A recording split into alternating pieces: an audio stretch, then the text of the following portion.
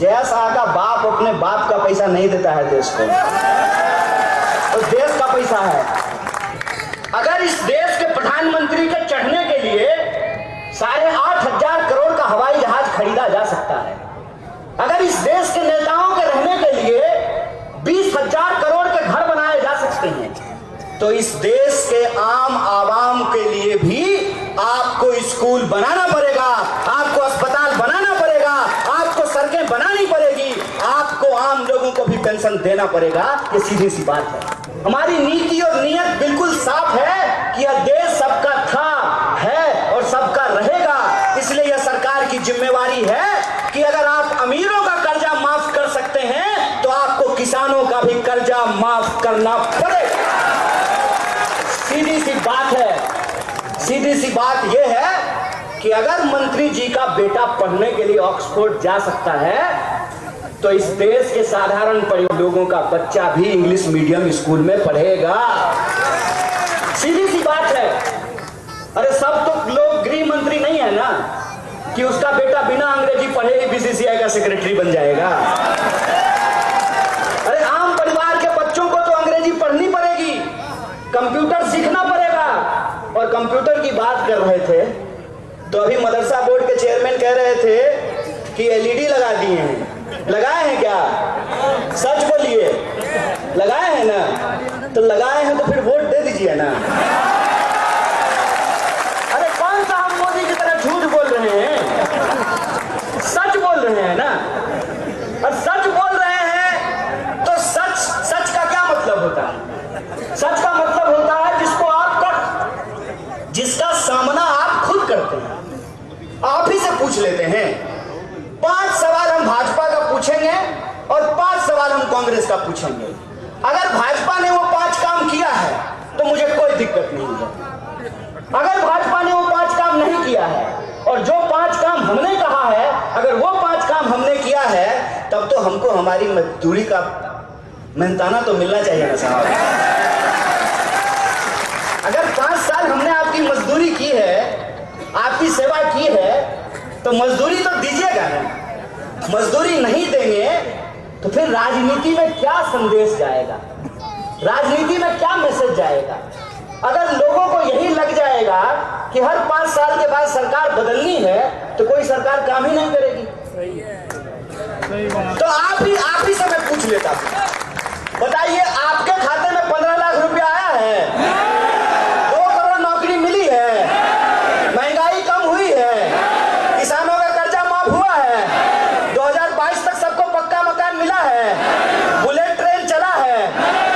है मोदी मोदी कर रहे हैं। एक भी काम अगर हुआ तो मुझे समझ में आता। 500 रुपए में सिलेंडर मिला है, किसानों का कर्जा माफ हुआ है, तो फिर काहे नहीं वोट दीजिएगा? जनता आप है, आपके वोट से ही कोई अर्श से फर्श पे जाता है, कोई फर्श से अर्श पर जाता है। आपके ही वोट से कोई प्रधानी करते करते विधायक और मंत्री बन जाता है। प्रधान ही तो बने थे ये जब एमए पास करके आए थे राजस्थान यूनिवर्सिटी। तो इनको विधायक कौन बनाया? खंडेरा के लोगों ने बनाया ना। इनको एमपी कौन बनाया? सीकर के लोगों ने बनाया। हकीकत ये है कि भाजपा के पास इस बार के चुनाव में कोई एजेंडा नहीं। हकीकत ये है कि भाजपा के पास इस बार के चुनाव में कोई चेहरा नहीं है। हकीकत यह है कि भाजपा के पास इस बार के चुनाव में कोई चाल नहीं है, चरित्र नहीं है, चेहरा नहीं है। एक भाषण में उन्होंने कहा, प्रधानमंत्री जी ने उन्होंने कहा कि कांग्रेस जात पात करती है। बताइए, कांग्रेस जात पात करती है, ये आरोप हमारे ऊपर क्यों लगा रहे हैं? कहते हैं ना, जब कहने के लिए कोई अच्छी बात नहीं होती है तो कुछ लोगों की फितरत होती है, कुछ झूठी और बुरी बातें करने लगते हैं। ये जो कांग्रेस पे आरोप लगा रहे हैं, उसका एक सवाल मैं आप लोगों से पूछता हूं। प्रधानमंत्री ने अपने भाषण में कहा कि कांग्रेस की पार्टी दलित विरोधी है। 2 अप्रैल की घटना याद है? याद है कि नहीं है? किसने झूठे मुकदमे लगाए? भाजपा के सरकार ने झूठे मुकदमे लगाए। यहां भी भाजपा की सरकार थी, वहां भी भाजपा की सरकार थी। निर्दोष नौजवानों के ऊपर झूठे मुकदमे लगा करके जेलों में किसने डाला? भाजपा की सरकार ने डाला। भारतीय राष्ट्रीय कांग्रेस के जो राष्ट्रीय अध्यक्ष हैं वो दलित समाज से आते हैं, और आपने देखा होगा कि आए दिन प्रधानमंत्री खुद अपने मुंह से कांग्रेस पार्टी के राष्ट्रीय अध्यक्ष को गालियां निकालते रहते हैं। आपने देखा होगा कि आए दिन, चाहे वो देश के प्रथम प्रधानमंत्री पंडित जवाहरलाल नेहरू हो, महात्मा गांधी हो, या कांग्रेस की पूरी इतिहास को गाली देने के नाम पर देश को गालियां निकालते हुए पाए जाते हैं। और जब आप इनसे पूछिए कि इनका हकीकत क्या है, तो ना इनके पास कोई चेहरा है, ना इनके पास कोई नीति है, ना इनके पास कोई नियत है। अभी मैं जब रास्ते से आ रहा था तो एक जगह एक बोर्ड लगा हुआ था, उस पर लिखा हुआ था कि गुंडागर्दी खत्म करेंगे, और नीचे अमित शाह का फोटो लगा हुआ। स्कूल में आप लोग पढ़े होंगे तो कई बार मास्टर जानते हैं क्या करते हैं? जो सबसे बदमाश स्टूडेंट होता है, जो स्कूल रेगुलर नहीं आता है, पढ़ने लिखने में भारी बोगस होता है, कई बार उसको मॉनिटर बना देते हैं। कहते हैं गुंडागर्दी खत्म करेंगे, और नीचे जो है जया शाह के पापा का फोटो लगा दिया। फिर मैं थोड़ी दूर आगे बढ़ा तो एक जगह एक और पोस्टर लगा हुआ था, बेरोजगारों को रोजगार दिलाएंगे। कब दिलाएंगे? हम तो कब से इंतजार कर रहे हैं। अभी जब मैं आया तो हमारा एक पुराना दोस्त मिला, तो उसने कहा कि तुम अभी भी घड़ी नहीं पहनते हो। हम बोले अच्छा दिन का इंतजार कर रहे हैं, जिस दिन अच्छा दिन आ जाएगा उस दिन पहनना शुरू कर देंगे। पोस्टर जब मैंने देखा उस पर लिखा हुआ था कि बेरोजगारों को रोजगार दिलाएंगे। कब गुरुजी? 9 साल से इंतजार कर रहे हैं।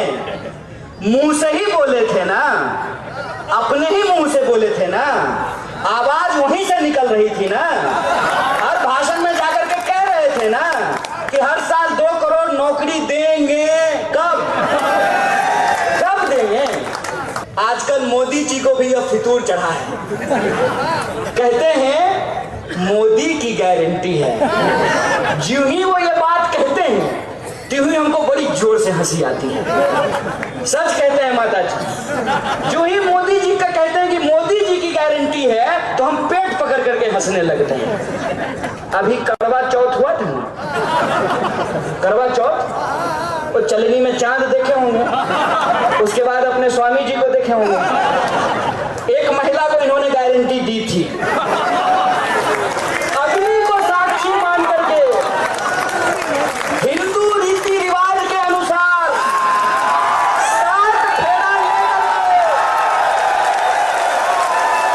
बोलिए, हिंदू रीति रिवाज के हिसाब से अग्नि को साक्षी मान करके 7 फेरा लेते हुए 7 वचन दिया था। क्या? तो जो उनका वचन नहीं निभाया, सालों से चलनी लेकर के इंतजार कर रही है, सूरत नहीं दिखाया है, वो आपका वचन निभाएंगे। ये आदमी झूठा है, और झूठा को झूठा बोलेंगे। तुमको जितना दम है लगा लो, जितनी जगह है जेल में दिखा दो, सच को सच कहेंगे, झूठ को झूठ कहेंगे। तुम्हारी बाजुओं में जितना ताकत है उसको हम देख लेंगे, और हम आपके बीच खड़ा होकर के जो वादे कर रहे हैं, ये वादे नहीं है सिर्फ, ये हमारा जनता के प्रति भरोसा है। ये हमारा जनता के प्रति भरोसा है, ये हमारी पार्टी का इतिहास है। मैं आपको बता देना चाहता हूं कि अगर इस देश में गांधी नेहरू की विरासत नहीं होती, शहीद आजम भगत सिंह और डॉक्टर बाबा साहब भीमराव अंबेडकर का विरासत नहीं होता, अगर इस देश के पहले शिक्षा मंत्री मौलाना अबुल कलाम आजाद नहीं बने होते, तो हमारे जैसे नौजवान किसी गराज में किसी गाड़ी को ठीक कर रहे होते, किसी होटल में प्लेट साफ कर रहे होते। हमने अगर पीएचडी की है, हमने अगर पढ़ाई की है, तो इस देश के स्कूल कॉलेज के बदौलत की है। अगर गरीबों का इलाज होता है तो एम्स के बदौलत होता है। अगर भारत आज चांद की ऊंचाइयों को छू रहा है तो इसरो की बदौलत छू रहा है, और ये सारा कुछ इस देश में भारतीय राष्ट्रीय कांग्रेस का बनाया हुआ है। और तो और इस देश की लोकतांत्रिक व्यवस्था का ताकत देखिए साहब, कि मोदी जी कहते हैं कि हम चाय बेचते थे, हालांकि हम में से किसी ने भी उनको चाय बेचते हुए नहीं देखा। हम में से बहुत सारे लोग उनको एयरपोर्ट बेचते हुए देख रहे हैं। जिस स्टेशन पे चाय बेचते हैं की बात करते हैं, वो स्टेशन बेचते हुए देख रहे हैं। भारतीय रेलवे को बेचते हुए देख रहे हैं। और हमने आपको कहा ना, कहते थे तिलक साहब, तुम मुझे खून दो मैं तुम्हें आजादी दूंगा। ये जो आज के नेता हैं ये कहते हैं तुम मुझे चंदा दो मैं तुम्हें धंधा दूंगा। तुम मुझे चुनाव में हेलीकॉप्टर दो, चुनाव जीतने के बाद मैं तुमको एयरपोर्ट दूंगा। मेरा एक सीधा सा सवाल है, मेरी कोई व्यक्तिगत दुश्मनी नहीं है भाजपा से, कोई व्यक्तिगत दुश्मनी नहीं है। मुझे बस इस देश की संस्कृति ने, इस देश की परंपरा ने, इस देश के धर्म ने, इस देश के इतिहास ने सच को सच बोलना सिखाया है। और उस सच की हकीकत क्या है वही मैं आप सब लोगों के सामने रखता हूं। आप मुझे बता दीजिए, मेरे मन में जो प्रश्न आते हैं वो प्रश्न आपके मन में आता है कि नहीं आता है? मेरे मन में एक सिंपल सा सवाल आता है। कहती है सरकार कि हमारी अर्थव्यवस्था दुनिया की तीसरी सबसे बड़ी अर्थव्यवस्था बनने वाली है। हमारे देश का एक बिजनेसमैन, हालांकि वो बिजनेसमैन नहीं है, बहुत बड़ा धोखेबाज है। हमारे देश का एक बिजनेसमैन दुनिया के 10 बिजनेसमैनों की सूची में शुमार हो गया है। जब हमारी अर्थव्यवस्था, माता जी सोचिएगा, जब हमारी अर्थव्यवस्था दुनिया की सबसे मजबूत अर्थव्यवस्था बन गई है तो हम लोग 5 किलो अनाज लेने के लिए लाइन में क्यों लगे हुए हैं?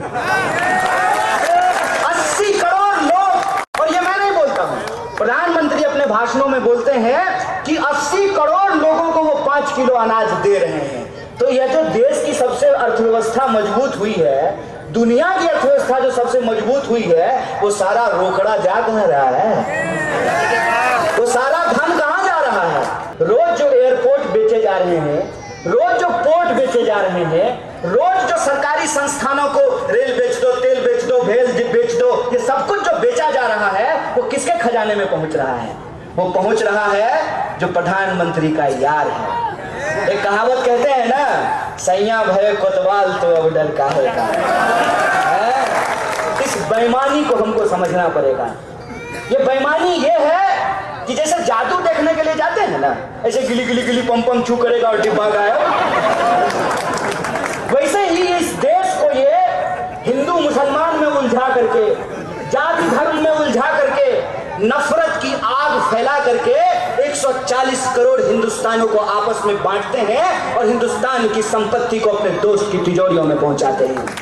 और मैं दिल की बात कह रहा हूं क्योंकि मैं प्रधानमंत्री नहीं हूं, इसीलिए मैं मन की बात नहीं करता हूं। जो लोग कहते थे कि गोडसे बहुत अच्छा है, वो भी गांधी के ऊपर माला चढ़ा रहे हैं कि लेते हैं भारत माता का नाम और करते हैं अदानी भैया का काम। जो आजकल देशभक्ति का प्रमाण पत्र बांट रहे हैं, उन्होंने कहा था कि आप गरीबों को वोट का अधिकार क्यों दे रहे हैं? आप दलितों को वोट का अधिकार क्यों दे रहे हैं? आप पिछड़ों को वोट का अधिकार क्यों दे रहे हैं? क्यों?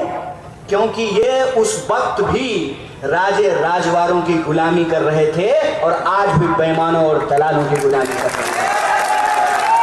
इस देश में जो लोकतंत्र की ताकत है, जो जमहूरियत की शक्ति है, उस शक्ति को हमको समझना पड़ेगा।